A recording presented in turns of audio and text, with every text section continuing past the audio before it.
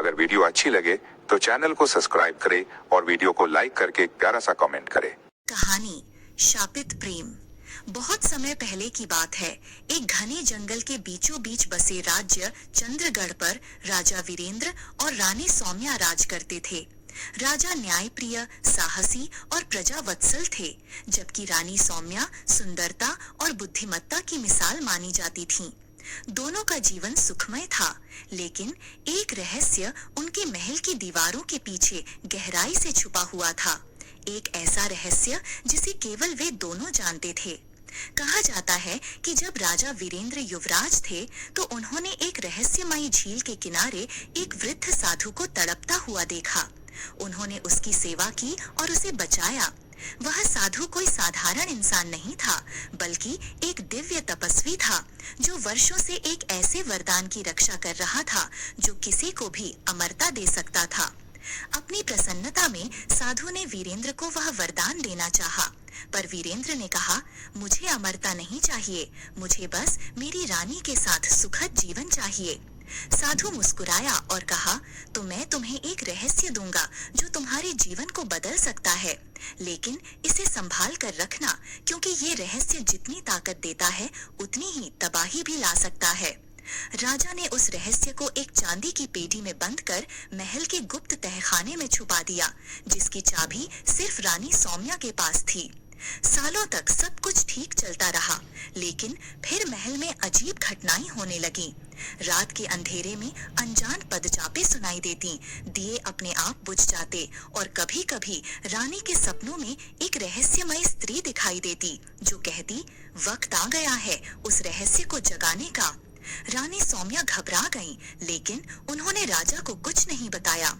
एक रात जब राजा युद्ध से थक कर लौटा और गहरी नींद में था, रानी ने चुपचाप तहखाने की ओर रुख किया और चाबी से वह चांदी की पेटी खोली। जैसे ही पेटी खुली, एक सुनहरी रोशनी कमरे में फैल गई और उसके साथ एक तेज हवा चलने लगी। रानी को महसूस हुआ कि किसी अदृश्य शक्ति ने कमरे में प्रवेश किया है। अचानक एक आवाज गूंजी, तुमने मुझे जगाया है, अब मेरे वचन को निभाना होगा। रानी बेहोश हो गईं। जब वो होश में आई तो राजा उनके पास थे, लेकिन उनकी आंखों में डर था। उन्होंने बताया कि वो भी उस शक्ति को जानते हैं। वह एक प्राचीन आत्मा थी, जो कभी इस राज्य की रानी थी और जिसने उस रहस्य को अपने खून से सींचा था। अब वो आत्मा वापस आना चाहती थी, अपने राज्य पर राज करने के लिए। राजा और रानी ने निर्णय लिया कि वे इस आत्मा से लड़ेंगे। उन्होंने पुरानी पोथियों को खंगाला, ऋषियों से सलाह ली और अंत में एक यज्ञ करवाया जो 7 रातों तक चला। 7वीं रात को आत्मा ने प्रकट होकर अंतिम बार कहा, अगर तुम दोनों एक दूसरे से सच्चा प्रेम करते हो तो मैं स्वेच्छा से वापस चली जाऊंगी। राजा ने रानी का हाथ थामा और कहा, हमारा प्रेम उस आत्मा से भी पुराना है।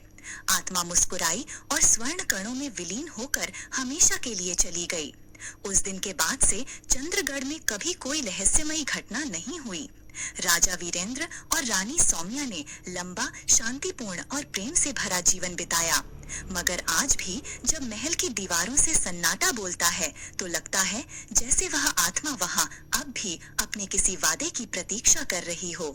चंद्रगढ़ में शांति लौट आई थी, पर रानी सौम्या के मन में कुछ न कुछ असहज बना रहता। आत्मा भले ही स्वर्ण कणों में विलीन हो गई थी, लेकिन एक सवाल अब भी उसके मन में गूंजता था।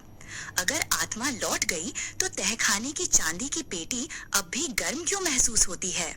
कुछ महीनों बाद महल के सैनिकों ने बताया कि पुराने महल की पश्चिमी दीवार में दरारें आ गई हैं और वहां से रात में किसी के गाने की धीमी सी आवाज सुनाई देती है, मानो कोई स्त्री अपने बिछड़े प्रेम को पुकार रही हो।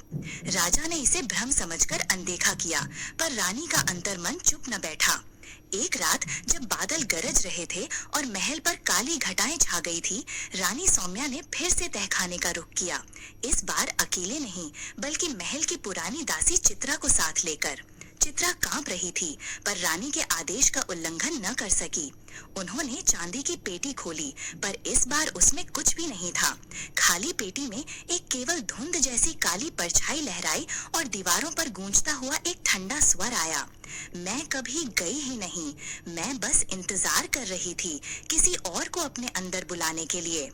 रानी और चित्रा दोनों की आंखों के सामने वो धुंध और घनी हो गई। अचानक चित्रा जोर से चीखी और जमीन पर गिर पड़ी। उसकी आंखें खुली थी, पर नजरें कहीं और थीं।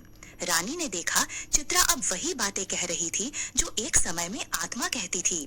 मुझे मेरा राज्य दो, मेरी जगह दो। सौम्या पीछे हटने लगी, लेकिन चित्रा की देह अब आत्मा का माध्यम बन चुकी थी।